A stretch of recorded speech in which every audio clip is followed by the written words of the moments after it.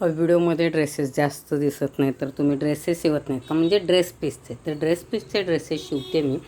जे माझ्याकडे कस्टमर देतील ते शिवणार मी. मला अगर साडीचे ड्रेस दिले, साडीचे ड्रेस पीसचे दिले तर ड्रेस पीसचे. हा ड्रेस पीसचाच ड्रेस हे आहे असा अफगाणी हे बोलतात पायजामा. तर असा शिवून झाला आणि हे पेटीकोट आहेत. ह्याला सगळी शिलाई मारायची होती आणि त्याच्यावरचा टॉप इकडे आहे.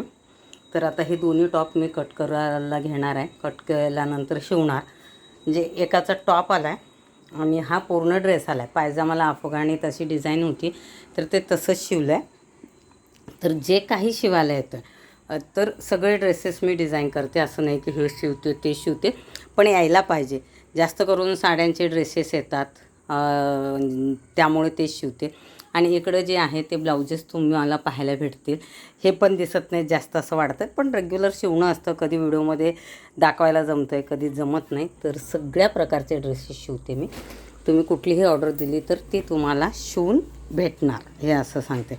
हा इतका सुंदर आहे. ह्याचा ड्रेसचा लुक मला मेन व्हिडिओमध्ये दाखवणारच आहे कसा दिसेल तो.